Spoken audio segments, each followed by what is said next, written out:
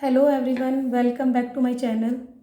तो बच्चों, आज हम आपको क्लास 10th मैथ कराने जा रहे हैं और इसका हमने चैप्टर लिया है, बहुत इंपॉर्टेंट चैप्टर है, chapter 12, area related to circle. तो ये बच्चों को ना बहुत हार्ड लगता है, लेकिन इतना हार्ड नहीं है। इसके फॉर्मूलों में प्रॉब्लम होती है। अगर फॉर्मूले बच्चों को अच्छे से आएंगे तो आपको बिल्कुल भी प्रॉब्लम नहीं होगी। तो आज मैं आपको सबसे पहले फॉर्मूले एक्सप्लेन करती हूँ, फॉर्मूले समझाती हूँ। अगर आपको ये फॉर्मूले आप कर लेंगे तो आपको बिल्कुल भी ये हार्ड नहीं लगेगा। तो स्टार्ट कर देते हैं। तो चैप्टर 12 है। पहले मैं आपको बेसिक टर्म्स बता देती हूँ। तो बेसिक टर्म जो कि आपने प्रीवियस क्लासेस में पढ़ी होंगी। तो ये सर्कल का ये सेंटर होता है, जैसे कि सभी जानते हो। और ये जो इसकी बाउंड्री होती है, इसको हम सर्कमफ्रेंस बोलते हैं। तो चलिए ये बेसिक फॉर्मूले भी लिख लेते हैं। Circumference of a circle, circumference of a circle equal to pi r square, 2 pi r. area of a circle equal to pi r square. अब जो 10th बेसिस पे आपका है, तो वो सर्कल को अगर हमें एंगल के अकॉर्डिंग अगर हम कट कर रहे हैं, अकॉर्डिंग टू एंगल, तो इसको हम सेक्टर बोलते हैं। सेक्टर, अगर हम सर्कल को एंगल के अकॉर्डिंग कट करेंगे तो इसको हम सेक्टर बोलते हैं। तो इसका एरिया होगा आपका area of a sector equal to theta upon 360 into pi r square. और ये अर्क, जो आपके सेक्टर का अर्क है, उसकी लेंथ क्या होगी? इसका फॉर्मूला होता है लेंथ ऑफ अ अर्क इक्वल टू होता है। अब देखो, लेंथ ऑफ अ अर्क, तो ये बाउंड्री वाली बात हो रही है, इसलिए पाई आर स्क्वायर की जगह, क्योंकि यहाँ पर कह रहा था वो एरिया, इसलिए आपने पाई आर स्क्वायर लिखा। लेकिन यहाँ लेंथ पूछ रहा है, लेंथ आपकी बाउंड्री है, तो इसलिए पाई आर स्क्वायर की जगह आ जाएगा आपका 2 पाई आर। तो सेम हो गया ये 360, theta upon 360 into pi r square. Clear? अब आपको अगर सर्कल को अकॉर्डिंग टू लेंथ वो कट करता है, अकॉर्डिंग टू लेंथ, तो इसको हम सेक्टर बोलते हैं। ये आपका सेक्टर है, नहीं सॉरी सेगमेंट है। तो सेगमेंट का फॉर्मूला होगा area of a segment, area of a segment equal to होगा आपका theta upon r square pi theta upon 360 minus 1/2 sine theta. तो ये आपके कुछ फॉर्मूले हैं जिसकी वजह से मतलब बच्चों को प्रॉब्लम होती है। अगर आपने ये अच्छे से कर लिए तो आपको इस चैप्टर में प्रॉब्लम नहीं होगी। वैसे मैं इस चैप्टर के हर क्वेश्चन आपको कराऊंगी, और अगर आपको फिर भी प्रॉब्लम होती है तो आप कमेंट करके पूछ सकते हैं अपनी प्रॉब्लम्स को। आपकी हर कमेंट का यहाँ पर जवाब दिया जाएगा, प्रॉब्लम सॉल्व की जाएगी। कुछ और यूज़फुल टर्म्स हैं जो मैं आपको बता देती हूँ।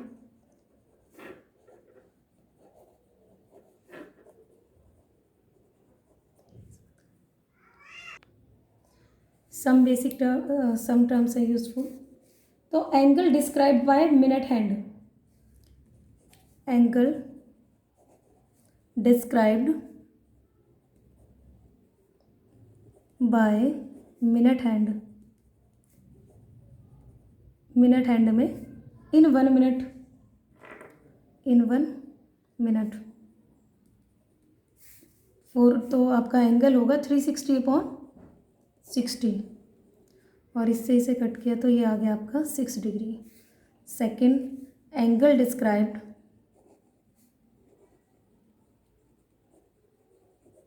Bye our hand, by our hand में इन 1 आवर। तो 1 आवर में कितना होता है आपका? 360/12 होते हैं। तो इसे काटिए, ये हो गया आपका 30 डिग्री। और angle described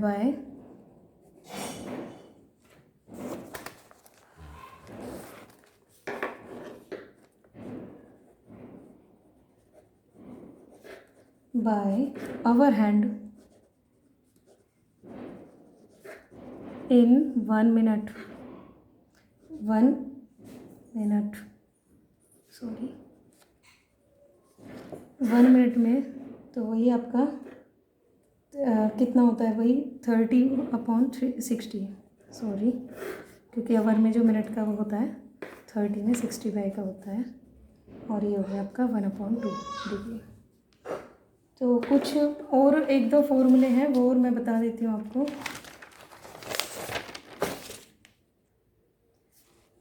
number of revolution complete bye rotated wheel in 1 minute. 1 minute में मतलब व्हील कितने रोटेशन करता है, नंबर ऑफ रोटेशंस, ठीक है जी, नंबर ऑफ रोटेशंस। तो ये आपका number of rotations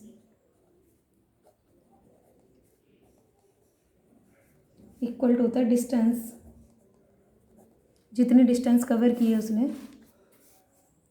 distance moved in 1 minute, moved distance upon circumference.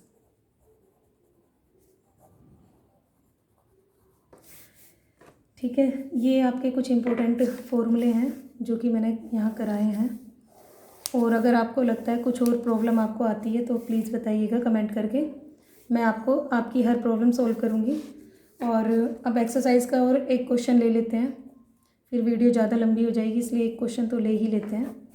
First question है आपका, the radius of 2 circles are 90 centimetre and 9 centimetre respectively.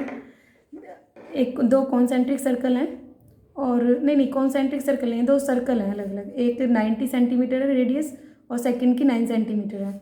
Find the radius of the circle which is circumference equal to the sum of the circumference of 2 circles. देखिए 2 circle हैं, तो circle 1 को आप radius first, suppose ये 2 circle हैं, इसकी radius को हम R1 और इसको हम R2 मान लेते हैं। तो R1 आपको दिया है 19 सेंटीमीटर एंड R2 आपको दिया है 9 सेंटीमीटर। अब देखिए ध्यान दीजिए, जो ये कहता है ना सिर्फ हमें वो ही करना है। ये कह रहा है फाइंड करना हमें the radius of the circle, उस सर्कल की रेडियस विच है सरकमफ्रेंस, जिसकी circumference is equal to the sum of the circles of 2 circle, जिसकी सरकमफ्रेंस इन दोनों सर्कल के सरकमफ्रेंस के सम के इक्वल है। मतलब एक ऐसा सर्कल की सरकमफ्रेंस जो इन दोनों सर्कल के सरकमफ्रेंस के इक्वल है, इसका मतलब कोई बड़ा ही सर्कल रहा होगा, क्योंकि इनकी दोनों की सरकमफ्रेंस का सम है, तो सम ऑफ 2 सर्कमफ्रेंस। ठीक है, तो the sum of the circumference of big circle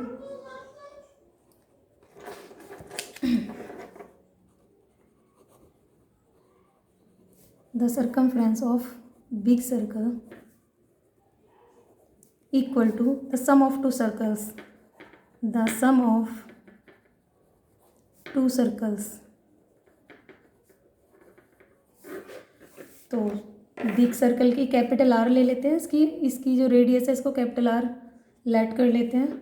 तो सर्कमफ्रेंस का फॉर्मूला वही मैंने आपको स्टार्टिंग में बताया था, 2πr होता है, क्योंकि बिग सर्कल है तो इसलिए कैपिटल R लिखेंगे, कैपिटल R है ना। और ये हो गया आपका 2πr1 प्लस 2πr2।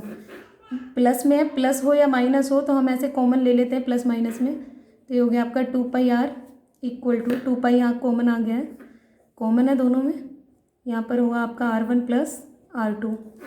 2π से 2π काट लेते हैं तो R इक्वल टू हो गया आपका R1 प्लस R2।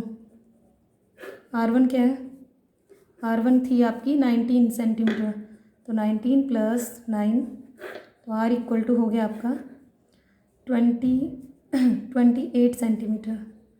तो इसने क्या पूछा था आपसे, इसने पूछा था find the radius of circles, उस सर्कल की रेडियस बताइए विच है circumference equal to the sum of the circle, जो इक्वल है सम ऑफ 2 सर्कल, दोनों सर्कल के सरकमफ्रेंस के सम के इक्वल। तो ये हमने दोनों के सम कर दिया है। The sum of the